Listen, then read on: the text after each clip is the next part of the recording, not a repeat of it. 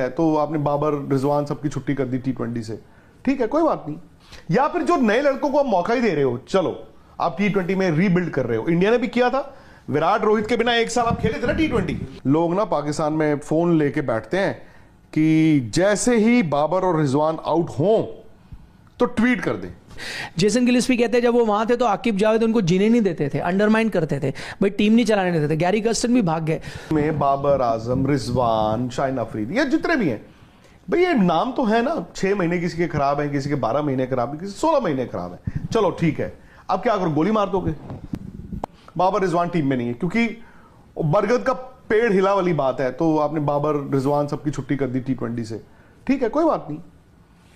अब पाकिस्तान में भी कुछ लोग हैं वो कहते हैं खेले नहीं होते, वो हर रोज आ जाते हैं कि बिना बाबर के तो हम बर्बाद हैं। तो एक बंदा है वो कहता मैं क्रिकेट खेला हुआ हूं, तो वो कहता है कि जी लोग ना पाकिस्तान में फोन लेके बैठते हैं कि जैसे ही बाबर और रिजवान आउट हों तो ट्वीट कर दें। वो तो खुद फोन लेके बैठा हुआ है कि बाबर रिजवान आज नहीं खेल रहे हैं, तो जैसे ही जिनको खिलाया वो आउट हो जाएं तो उनके लिए तो आप तो हेल्प नहीं। ये हारिस राउफ ने जो बात बोली है ना, बिल्कुल ठीक बोली है। ने बोला उतने ही प्लेयर हैं, रातों रात पैदा तो होने नहीं, और जो उनके इस वक्त क्रिकेट है अनफॉर्चुनेटली फॉर देम, उस पूल में बाबर आजम, रिजवान, शाहिन अफरीदी, ये जितने भी हैं भाई, ये नाम तो है ना, 6 महीने किसी के खराब हैं, किसी के 12 महीने खराब है, किसी 16 महीने खराब है, चलो ठीक है। अब क्या करो, गोली मार दोगे? उन्हीं के साथ जाओगे? या फिर जो नए लड़कों को आप मौका ही दे रहे हो, चलो आप T20 में रीबिल्ड कर रहे हो, इंडिया ने भी किया था, विराट रोहित के बिना एक साल आप खेले थे ना T20, तो इंडिया में चूं चाय ची हुई थी, कोई फलाने 0 पे आउट हो गया या ढिमकाना जो है गलत शॉट मार के आउट हो गया, किसी ने बोला था? बट सर आप लैंग्वेज देख रहे हो?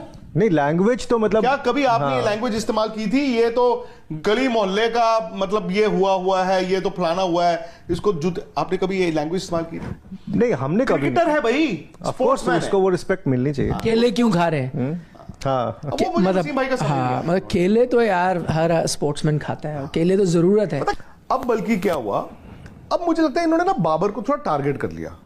अच्छा, अब उस टाइम पे क्या हुआ, एंड में जब इनको टारगेट किया जा रहा था, इनकी दोस्तियों का भी हवाला दिया जा रहा था, ये इसके दोस्त हैं, उसके दोस्त हैं, उसके दोस्त हैं, उसके दोस्त हैं, जो भी है, टीमें बनाई जाती हैं। सौरव गांगुली ने जब 2000 में कहा कि मुझे ये लड़का चाहिए, ये चाहिए, ये चाहिए, उन 12 लड़कों के साथ खेलते रहे। उन्होंने 12 लड़कों को बर्बाद भी किया होगा जिनको मौका नहीं मिला, क्योंकि वो इन 12 के साथ खेलना चाहते थे। तो टीम ऐसे बनाई जाती है नितिन, अब टीम पे ना हाथ रखा जाता है। अब पाकिस्तान क्रिकेट में हाल पता क्या हो गया है, वही कि बाहर निकलते वक्त आपको बरसात में डर लगता है, अंदर गर्मी लग रही है, बाहर बरसात हो रही है।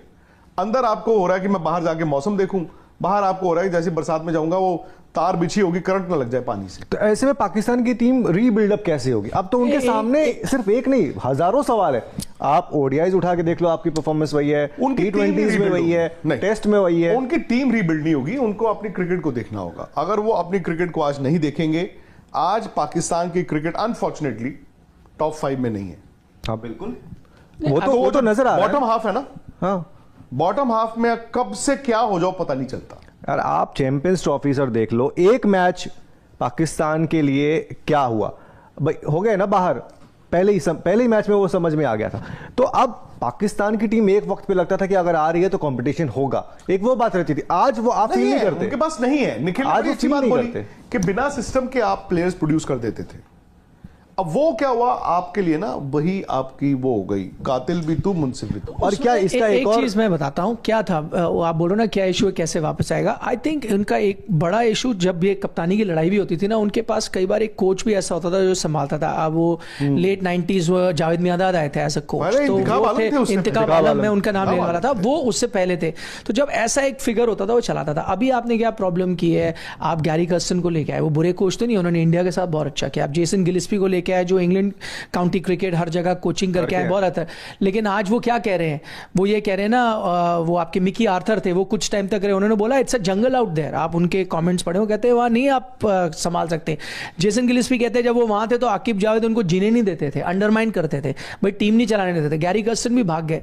तो पॉइंट ये है कि अगर आपके कप्तान है, बीच में लड़ाई भी है, शाहिन शाह अफरीदी भी कह रहे हैं कि उनको कप्तानी करनी है। आई थिंक प्रॉब्लम उनकी एशिया कप वहाँ श्रीलंका में शुरू हुई थी, एक्चुअल प्रॉब्लम जो लड़ाई हुई थी। लेकिन तब आपके पास एक फादर फिगर या एक बड़ा कोच था जो लेता था। Problem I think is PCB का स्ट्रक्चर। मैं ये कहता हूं प्रॉब्लम, जो लोग बाहर से बैठ के गाली दे रहे, एक्चुअली सवाल उठना चाहिए पीसीबी से कि आपने कैसे अलाउ किया, अगर आपने ऐसे ऐसे कोचेस लगाए उनको कैसे बाहर जाने दिया। उनकी सबसे बड़ी प्रॉब्लम वो है।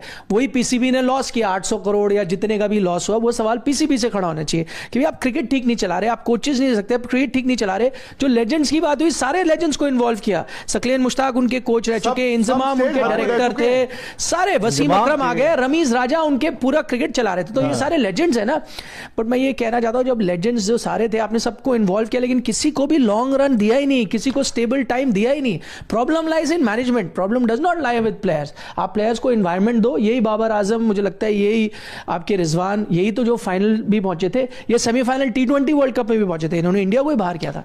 एनवायरनमेंट इन्हीं प्लेयरों को दो, यही शाहिन शाह अफरीदी, यही नसीम शाह, आई थिंक